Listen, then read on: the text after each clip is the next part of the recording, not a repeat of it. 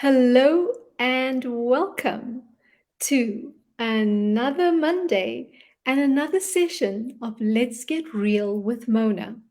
Stories and teachings of real people making real change in their lives and the lives of others. So, welcome, welcome, welcome. And yes, it is a new month. And new months have new frequencies.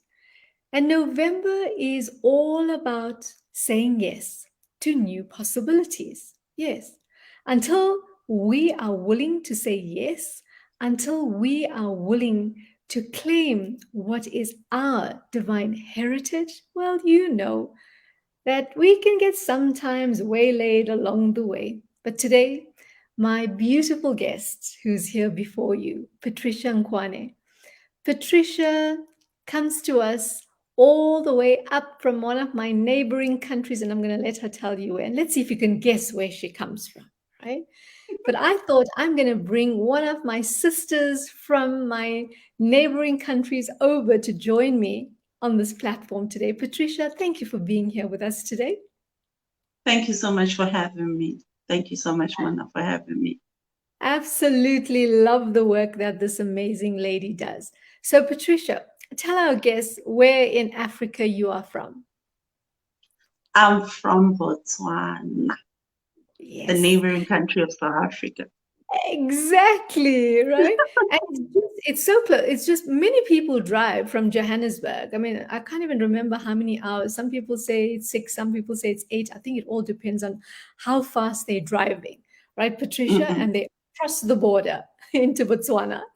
To Botswana, yeah. It's just Absolutely. a drive Exactly. to You don't even have Pretoria to Joburg.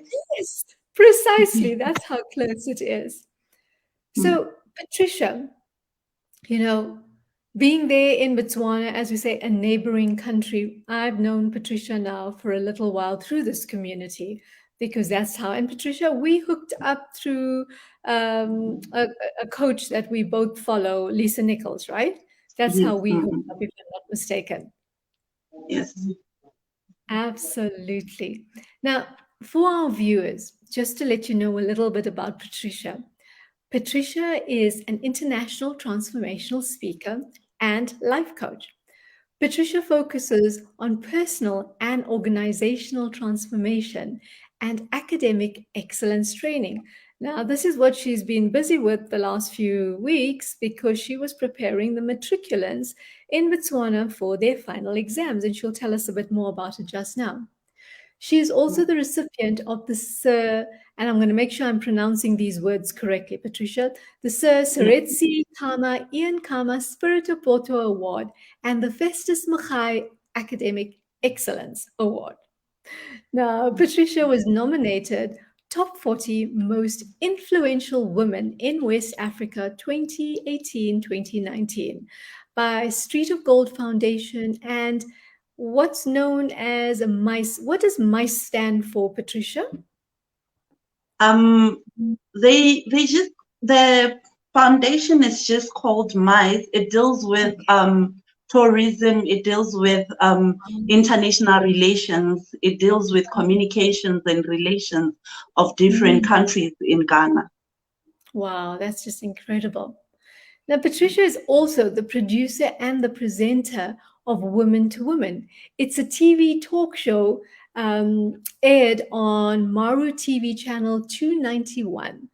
And she's a columnist at Bridge Afrique, a West African magazine, and a freelance columnist at the Guardian newspaper. Now, Patricia is also the producer and the host of the Patricia Nkwane Show, who I had the privilege of, being on one of her shows, and which Yeah, is every Friday on So Online Radio. That was such a fabulous experience with you, Patricia. we had such a great time. Exactly. And we were talking about happiness on that show. So make sure you can go back and have a look at that. Now, Patricia's also been featured on several media platforms, amongst others at Zimbabwean National Television, Awake Africa Ghana, Bridge, as I said, so Bridge Afrique magazine, Nigeria and Ethiopia, and BTV Sedibeng show, and The Voice. Now, Patricia, this was quite an interesting one when I found out that you're the face of Prestige Flair and brand ambassador of Bartow University. So it What makes sense university? why you are, into this sphere and the space of training, academic excellence. So tell us more about that, Patricia. What is your background? How did you get to be on these global platforms? I mean, where did Patricia grow up? Who is Uh, Patricia? Who was Patricia before she became this global speaker, and being showcased on global platforms? all right. Okay. I'll try to make it just as summarized as possible. Patricia is a young girl that was born and raised in Botswana. Around my grade three, standard three here, grade three, I was found to be dyslexic. At standard three, I couldn't read or write things that a standard one child, grade one child could read or write. And then around I stayed with my grandmother, who for some reason tend to believe so much in me. I always tell a story of how my grandmother, every time after school, she'll make me read Psalms 23. And the funny thing is that I still don't understand is that we recited that as a prayer at school. So I don't know if she knew that we recited that as a prayer in school, but every day she'll be like, read Psalms 23 for me. And I'll just recite it holding the Bible, and she'll be like, I don't know why they say you don't know how to read. Why, unless you Mm. are this good? And around my standard grade six, I lost my grandmother. A year later, I lost my mom, had to relocate to go and stay with an aunt. It wasn't quite a very exciting experience. It came with a lot of challenges, a lot of traumas, a lot of abuses, followed with me dropping out of school at Form 4, finding myself to be a school dropout, statistic of teenage pregnancy. At age 17, 18, I was a single mother. I was a school dropout. I was statistic of teenage pregnancy, not even living at home. And I remember specifically this very day, it happened on this very day that for some reason it was just me and the baby at home. And this little man couldn't stop crying. I tried everything I could to just get him to quiet, and he just couldn't stop crying. All of a sudden, we were both just crying there. And in the midst of those many tears, a thought just dropped into my question to say, so is this the end of it with me? Like, is this all there is? From here, what's next? Where am I going from here? And I just started to consider my life. At that point in time, I was orphaned. I was living on government basket. I was a school dropout. I was a statistic of teenage pregnancy, single mother. It just felt like I was nothing. Yeah. Summarizing all that, I felt like I was nothing. I felt like it was just hopeless for me. And I think standing up from that moment for me, talking about saying yes, standing up at that very moment for me, many would say their quest had been to go change the world, to go inspire people, to go transform lives. My standing up at that very moment was to go and find a name for myself. I wanted something that doesn't say the orphaned girl. I wanted something that doesn't say the girl that is living on government basket having, and funny enough, in my country, the people that live on government basket, I know in other countries, they'll give you a card where you can go and swipe food. But for us, like, you just have to push a wheelbarrow to the shop, go pushing your food, and everybody would literally know it's a government basket, you know. And I just wanted something that was taking me away from that platform, but something that was giving me a different meaning to Patricia, that was saying something different. I remember at that very point in time, I went to my aunt. I was like, I want to go back to school. A couple of times she refused. Well, she gave valid reasons. First of all, she was like, I sent you to school. You came with a child. You want to come back with another child? Like, I apologized for that. I came back the other day. I was like, I need to go back to school. She was like, Yeah. first of all, you know you're not so intelligent. So going back to school will mean you're still going to fail and still come to the same place. I'm like, please, can I go back to school? Eventually, she did say, go, yes, you can go. And in her saying, yes, you can go, for me, that was the point where I made a solid decision to say, from now on, I'm standing up and I'm going after something. And funny enough, I didn't know what I was going after, but I knew I was going after something that was going to define me. I was going Yeah. out to find a definition for me. I was going on this quest that was allowing me to find a name for myself. So I went back to school, found myself into Botu University. 2015, graduated from Botu University, graduated top of my class. The same girl that couldn't read or write, I was top of my class, top of all the 4 campuses of Botu University, graduated with 2 presidential awards. But before our graduation, it happened that on this particular day, we had a motivational talk. They had Ah. invited Dr. John DiMartini. Mm-hmm. And for me, it was like my very first time attending a motivational summit. And I was all excited by the fact that they were bringing somebody that is coming from America to come and Uh-huh. address us. And I just wanted to see this guy that is coming from America. So he came, I remember I was sitting on the front row. And then he just introduced himself to say he's a motivational speaker. He does this, this, this, this. All right, okay, fine, John DiMartini, I understand, I hear that. And then he went into the business of the day, started sharing his story. And as he was sharing his story, for some reason, it felt like he was sharing my story. Mm. I resonated with the story at a level that I didn't understand. Immediately when they said we can now go for a break, I went to him. I was like, what did you say you do? He's like, I'm a speaker. I'm like, what does speakers do? He's like, I train people. I talk for a living. Exactly what I've been doing with you right now. This is what I'm paid for. I'm like, people pay so they could listen to you tell their story. He's like, yes. I'm like, I want to do that. So he asked me, he's like, what do you do at school? I'm studying computer sciences, but I Yeah. want to do what you do. So he's like, if you have a story and you feel like your story can change and impact lives, then you can be it. And at that very moment, it brought a different light to my life, a different perspective to my life, Mm. because as people were sharing how they were impacted by this talk, for me, it wasn't about how the talk has impacted me. Because at that very point in time, I saw myself in a space where I'm impacting people's lives. I saw myself doing this thing that I didn't understand what it was, but I knew it excited me and it Yes. communicated with me. And it just said to me, you didn't go through all of this for nothing. You went Yeah. through all that you went through for a reason, and this is the time for you to experience and to live that reason. And post-graduating from tertiary, I remember I got a job from State Bank of India. I worked with State Bank for like 6 months. Within 6 months, I was like, I think I need to leave this place. I remember when I told my boys, like, I'm resigning. And he was like, Yeah. what do you need? What do you want to go into? There are no jobs in Botswana. So a lot of youth are out there looking for jobs. I'm like, have you ever heard of public speaking? He's Mm. like, yeah. I'm like, that's what I want to go and try.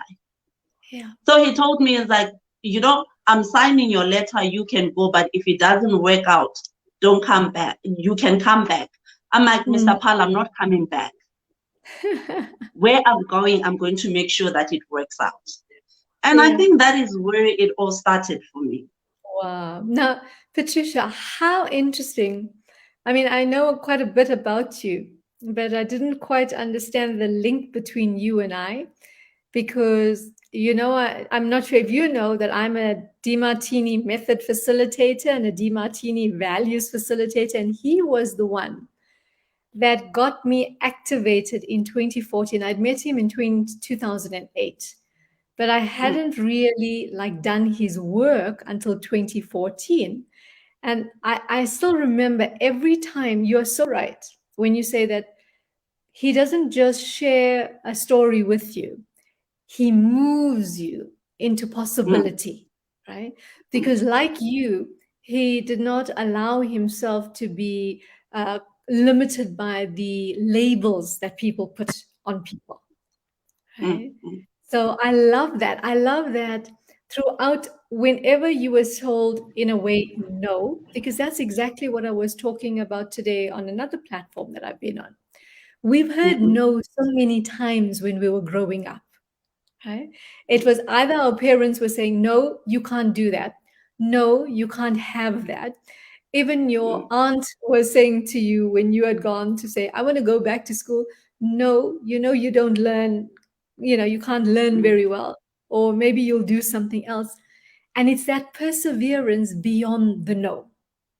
mm, mm, And I guess that's what I love about your story, that you took those steps, each step. When somebody said mm, you weren't able to do what you wanted to do, you mm. proved them wrong, Patricia. And I guess that's the courage that you share with the people you work with. Now, I just want to share with our viewers what really connected me to Patricia is her work with the youth, because I'm sure, Patricia, what makes you want, why are the youth so important to you? And yet we'll come to the women as well just now.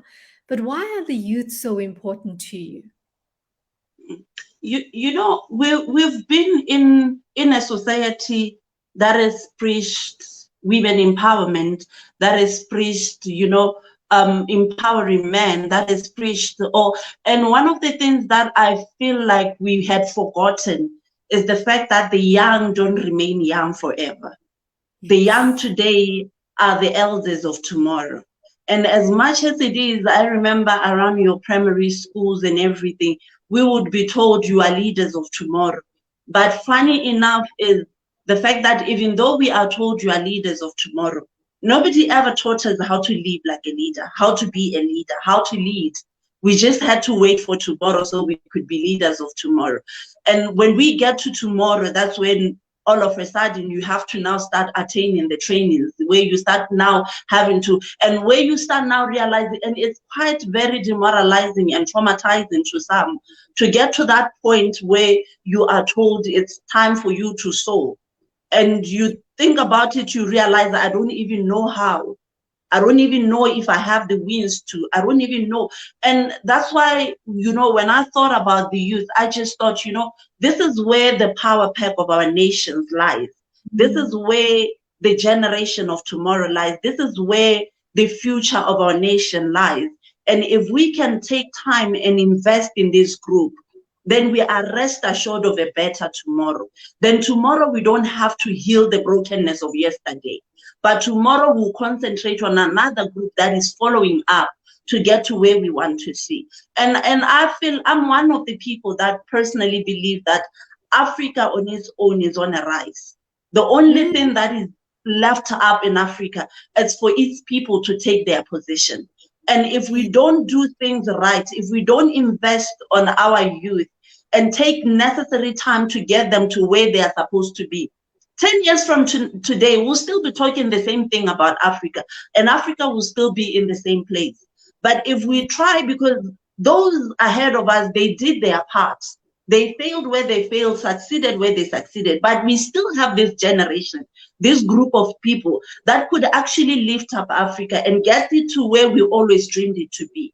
And this is where, for me, I found my diamond and my gem to be, to say, if I can invest in these people, then I don't have to worry about tomorrow. For I would Yeah. know tomorrow is assured because there's a group of people that know where they are taking tomorrow. Yeah. Oh, Patricia, I love that. Those are words of wisdom beyond wisdom. Now, Patricia, you are there in Botswana, and being the leader that you are, you know what is the most important resource in a country. Here in Mm, South Africa, many of us have been preaching the same thing. Our youth are our mm, future leaders. And I love the fact that the more we focus on our future leaders, the rest of us don't have to, as you say, worry about the future, because mm, we'll know that will be living in a country where there are empowered individuals. We know that we'll be living in a country where people are able to express their true potential, mm, right? So yeah. that's just incredible. And I love the fact, the work that you're currently doing with the youth. Who's is it the government that's funding you to support the youth, or is it private funding? It's I wouldn't say the government is funding it per se, because with the government they gave us a go ahead to go into schools. Mm, But most okay. of the funding would come from private and from self-funded programs. Right. And so basically it was, I would say the government gave us a go ahead to go into schools. Yeah. And then with the government giving us a go ahead and trusting us with the students, then it's all a matter of sourcing funds where we could, putting up 1+1 and trying to get to reach to the people that we need, the audience that we need. Yeah. Yeah. And I guess that's it. That's where that's where your philanthropy began, and it's being expanded and expanded. Now imagine, and I always say this, right, Patricia? Imagine if we just took your program, because it is all about academic excellence, teaching our future leaders how to be those future leaders. Imagine if that became part of the school curriculum, right? Imagine Mm, the whole of Botswana being spread throughout Africa, through all parts of the world, because you know what it's like to have been challenged with learning. And you mm, found a way to transcend those challenges and receive not one, but many awards for academic excellence. So imagine it's like having the key, having the perfect recipe to teach children who are challenged with learning. So I absolutely love that, Patricia. I mm, absolutely love mm. that. It'll really be an amazing thing, because one of the things that I always tell my students is that most of the students, is not that they can't. It's just Yeah. that they don't have a vision. They don't know exactly where they are going. They don't know exactly as to why they have to wake up in the morning and come to class. They don't know who they are becoming. And if we can find a way of putting this up into our curriculum, so much that it's not about you knowing the science and the math and the what, but you know Yes. where they fit in the person that you are becoming. Then, when you carry a vision comes about with discipline. It comes about with consistency. It comes about with intention. So basically now it's not a matter of me forcing you to read. It's not about Mhm. a matter of me forcing you to be disciplined in your academics, but that Yeah. vision on its own, it carries the power to discipline you. It carries the power to build and to birth consistency in you. That intention that gets you to wake up and to sit down and to read and to study and to excel and to want to excel. Yeah, absolutely. And that's just it. When it comes from within us, nobody's got to force us to do Mm, anything, right? It's like this internal aspect of us that just gets us up and about, just get going no matter what's going on in our life. And I guess that's what you are testimony to, Patricia, that even though there were all these challenges as you were growing up, there was something inside you that said, there's more to me. There's mm, more for me. There's more mm, for me to do. And mm, from what I see, it's like each time you said yes, a path, a way was shown. And I'm sure you can agree, Patricia, even though a path was shown, it's not like it was all a bed of roses. There were things that mm, came in to challenge you and distract you again. Was that the mm, case, mm. Patricia? Yeah. One of the things I think, starting off with what you said, is when you realize it, they often tell you that on a quest you go to find something. But in a quest, the biggest thing that you can ever find is you. And as Yeah. you find you find your power of resilience. You find your power of standing. even though, and the amazing thing behind a purpose and a dream is that when you are walking in the right purpose of you, then it gives you the power to fight the challenges that comes with it. And like you're saying, it's never that easy. It's not like a walk in a park. There'll always be challenges. But for some reason, you get to this point where it's no longer about the current, but it's about who you are becoming. It's no longer about what you're going through right now. It's about what you intend to accomplish. And when you reach that level, it becomes something way too extraordinary. Because like, if I can tell you and honestly say, ever since I stood up to my purpose, like, things have been too easy. Like, ever since I decided I'm going back to school, I'm changing my life, it has always been like everything has been sailing smooth. I'll be lying to you. And if I can give you a typical example, just a day before my matrix, before my Form 5 final exam, I remember 9 o'clock at night, I got kicked away out of home. I slept on the out, woke up from the out and got in an exam room. And if I can show you my certificate, that exam became the best of all the subjects. Because for some reason, you reach a level where it's no longer about what you're going through right now. Yeah. But it's about who you are becoming in a moment. You reach a level where you are focused at the end of the rope. When you're walking through a tight rope, if you try to focus in the moment, you try to focus beneath your legs, chances of you falling are very high. But if you can maintain your focus at the end of the rope, it becomes easy to get your mindset, to get every part of you to be focused at the end of the race. And one of the things that I believe works for me is the fact that every now and then when I get to challenges, when I meet challenges, I remind myself of who I'm becoming. I remind myself of where I'm going. And in reminding myself of where I'm going, I get to remind myself of the strength and the power that I carry that can get me to where I'm going. So it now becomes easy to withstand all the other challenges that comes, because one way or the other, it's not about now. It's about what I'm trying to build at the end of the day. I remember at one point in time, I was talking to one gentleman. We were talking about when I decided, that was after I decided to quit my job with State Bank, and I decided I'm starting my company. I had to lay off a couple of things, cut off on some bills and stuff, and where you cutting off nice things, you're like, but I prefer that, and he was like, but then it seems like you are changing your life to build this thing. Why do you have to change you so much? And I said something to him. Funny enough, when you say something and you don't even understand it yourself, and you wake up the other day and you're like, but this is what I meant. I said something to him. I told him to say, there's this thing called delayed gratification. Yeah. And he asked me, what do you mean by delayed gratification? I said, where I'm going demands that I lay off now so I could have then. I know where I'm heading, I'll have. But right now, if it demands that I lay off, I'll lay off. Delay my gratification now, so I could get to a state where I know I'll have without actually having to compromise who I am in a moment.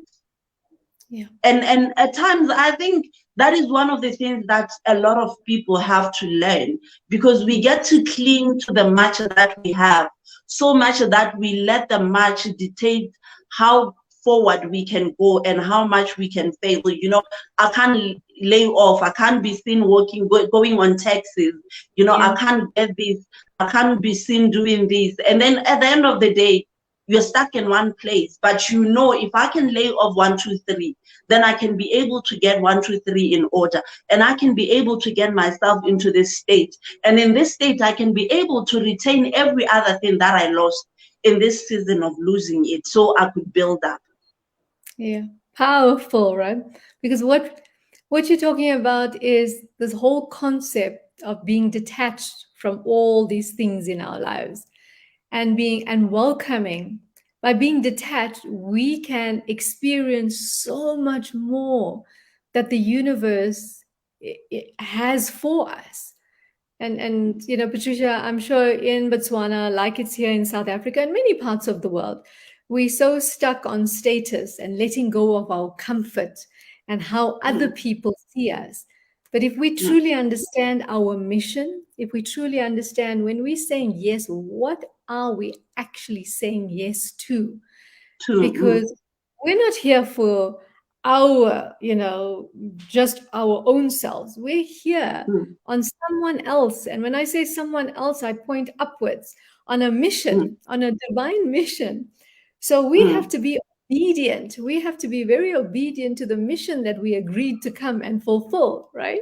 mm, And part of that mission is to do fun things, is to have and live mm. a great life, but we get to share that with the people that we are here to serve as well. So, Yeah. Patricia, I love that what you say. You know, some people may see it as downgrading their life, but actually, Mm, you're making space for the new life, the new version of you to emerge, because it can't mm, mm, emerge mm, in that old space that, even though it may have been a big, comfortable space, but it was not the mm, right space for the new you to emerge in. mm. So And you know, one sorry. yeah, and you know, one of the things that we have to bear in mind, I love how you talk about us being here for a purpose and a reason. One of the things that we have to bear in mind is that humanity has been created. It was created to evolve, to Yeah. change. And I believe that is one of the reasons why we are called human beings. We become as we go. But at times, if you let the things, the physical things, the tiny little things to hold you back, if you hurt you let people's views, you know, what will people say, to hold you back, they hold you back from becoming. Yeah. And at the end of the day, you realize that you don't reach who you were intended to be, who you came to be in the first place. And that means that at the end of the day, you never get a taste of what you came to be in the first place, which means you never evolved. Mm. Yeah. Yeah. And Absolutely. evolving would literally means it comes with a challenge, with its challenges. It means at the end of the day, you have to be Yeah. flexible enough to know when to let go something and when to Mm. hold on to something and when to walk the walk and when to pause and listen, when to be still and when to speak out, when to command and when to listen. Mm. That's powerful. What you shared about us being human beings, Mm, hasn't that been such a relevant topic in the last, well, shall we say 18 months? That we are mm, not here as human doing, we are here as human beings because we first mm, got to be. And like you correctly point out, we cannot evolve if we are not being, mm, right? Because most people think that we are growing when we are doing. But if you think mm, about the whole concept of the butterfly emerges not by doing, because when it's trying to fight and it's doing and moving around, it actually is a struggle. But when it mm, allows itself to just be there and allow the natural process to allow it to evolve, then the most magical creature comes out from that cocoon and mm, well, they then mesmerizes and brings into this world such beauty through its lightness. You know, and I guess that's for us as well as human beings. I love that. yeah, I'm going to focus more on that and ask all our viewers as well. Focus on mm, being. We were on called being. human beings. Exactly. We are called Mm, human beings for a reason. That's yeah, and powerful. I think one of the things that stops us from experiencing the being Yeah. is the fear of nothingness. We Yeah. are just so afraid of being nothing, of feeling like nothing, of being, and in that fear of nothingness, we forget that at the end of the day, we come from nothing. Yes. And when you can look at it from that perspective, you realize that there is power in nothingness. Yeah. Because in that state of nothingness, you allow yourself to be, and you allow yourself to become, and you allow yourself to experience the process between being and becoming and actually evolving into something bigger than yourself. Precisely. Yeah. But the moment you hold back from nothingness and you shy away from it and you are afraid of it, then at the end of the day, the supernatural that is supposed to be experienced in the nothingness, they say, when you biblically put it, they say we are spirits. When you scientifically put it, they say we are energy. Energy and spirit can't be seen, can't be touched. It's nothing. Yeah. So basically, we are the most powerful of self when we rest back in nothingness and we start to find self from a point of nothingness and build on to becoming who we were initially intended to be. Yeah. Absolutely, Patricia. Now, Patricia, if you were the president of Botswana, right, what would you love to see in terms of the children? I mean, you shared a bit of that. What would you love to see happening in Botswana? I have no idea why I had to ask you that question today, but that was the question that just popped into my mind. If you were the Yeah. president of Botswana, what would you be seeing happening in your country? I think, first of all, let's start off with the girl child. Yeah. We live in a culture that has put a lot of limitations, a lot of hold on a girl child. So much that, it's not just about home defining who the girl child has to be, but the policies that are put in place, the strategies that have been put in place, they are so much in such a way that they remind a girl child her place before she reaches her place, and if we can start from those policies and we start on working in them and put them in such a way that they allow the girl child to experience who she came to be, that on its own will change a whole status of the country. Because one of the things that we believe in as the people of Botswana is that a woman is the carrier of the nation. You teach, you train a woman, you've trained a nation. You train a girl child, you've trained a mother who will train his own kids. But if we trim their wings, then we are trimming the wings of a nation. If we cut their reason to sow, then we've cut the reason to sow of a nation. And I believe if we can take powerful measures of empowering and raising up and grooming a girl child, then a lot of things that we battle with would be things of the past. Because today we talk about your gender-based violences, we talk about your passion killings, we talk and we point fingers and say these are done by men. But these are men that were raised by a woman who knew no other way but to raise them in a broken way, because they themselves too were raised in a broken way. Yeah.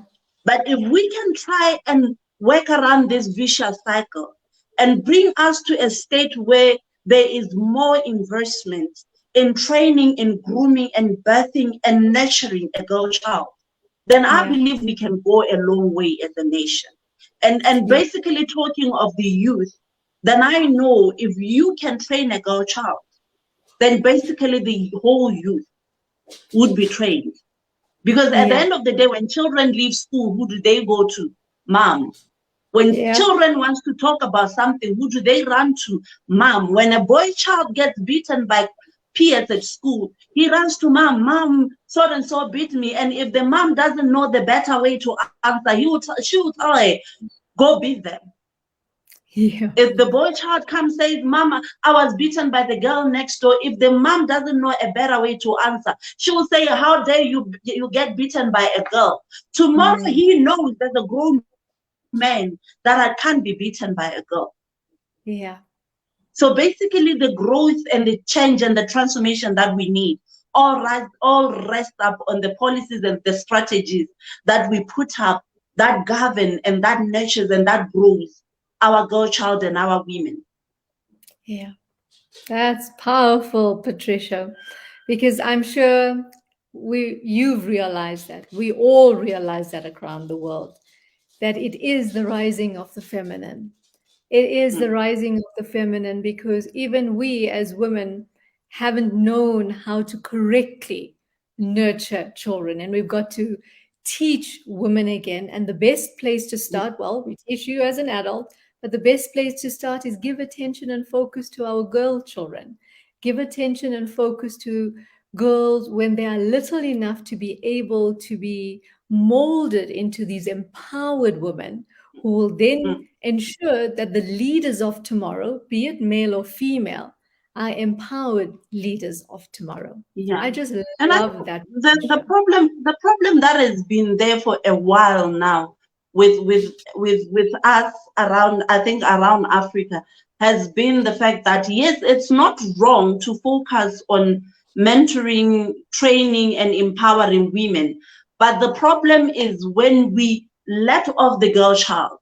So it's Yeah, basically more like waiting for the society to break them so that tomorrow when they are women, we build them. While as we yeah, are building them, the society is breaking another child. And then we yeah, wait for them to be a woman and we empower them, we train them as women. And in the meantime, the society is doing another wrong with another child. So yeah. basically, if we try to go to them, reach out to them while as they are young, we will Mhm. know that tomorrow we don't have to heal the wrongs of yesterday. But tomorrow Precisely. we are building onto the next day after tomorrow. Absolutely. Wow. That's a powerful message, Patricia. And like I say, you come onto this platform. I have no idea why I asked you that question, but hey, if you are watching this and you are in Botswana, if you are watching this wherever you are around the world, I think you've heard a very powerful message because it is women who are rising.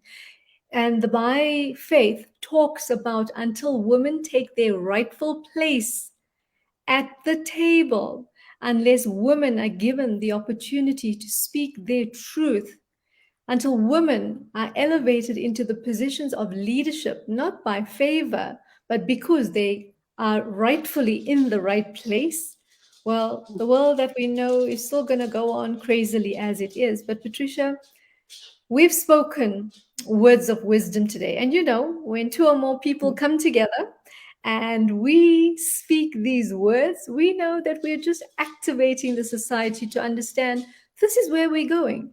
It's part of the Mm, divine plan. And yes, I know for a fact, Patricia, you are part of that divine plan. So maybe Botswana should be watching who's their next emerging leader. And this is it. We yeah. don't, what I've realized is that we're going to have a very different way of how we're going to be empowering society. Yes, there may be governments, but there's a new way that's emerging, a way that is in a much higher vibration than the current political environment that exists. It's going to be a new political environment. We call it politics because it is for us to govern our people, but it's going to be on a level that has never existed on this planet.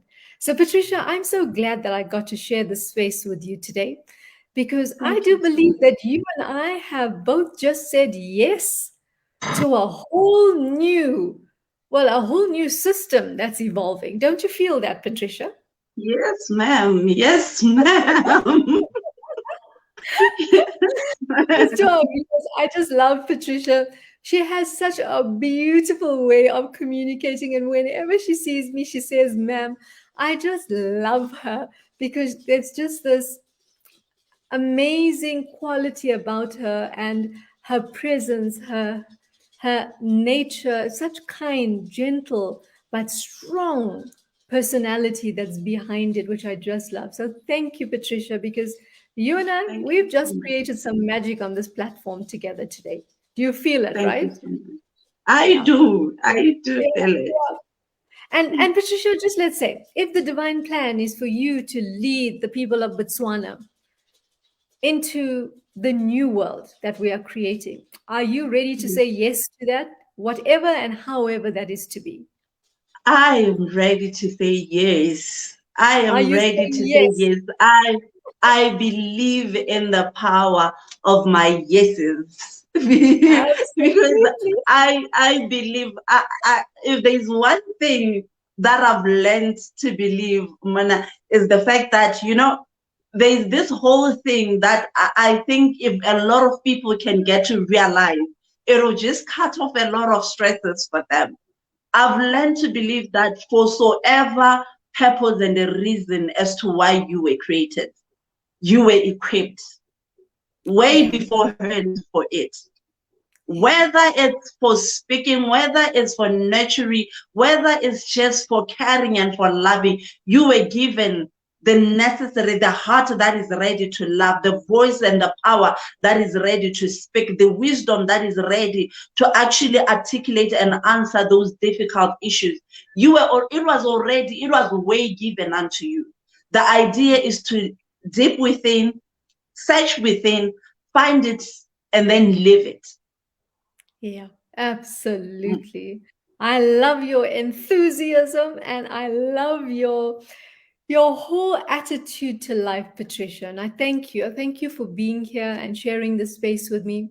I thank you Thank you for so much. activating the next level of empowerment for Botswana, for South Africa, and for the world. Because, I've said this repeatedly. When South Africa lights up, Africa lights up. When Africa Africa. lights up, the whole world will light up, right? And Mm. you and I, my dear, dear Patricia, we're bringing the light back into Africa and the world. Yes. Yeah. Yeah. So thank you for being here, Patricia. I so appreciate Thank you you and what so you much for stand for. having me. I appreciate the work that you're doing in Botswana. As you say, whatever you do there filters over to us. Whatever we do here goes over to you.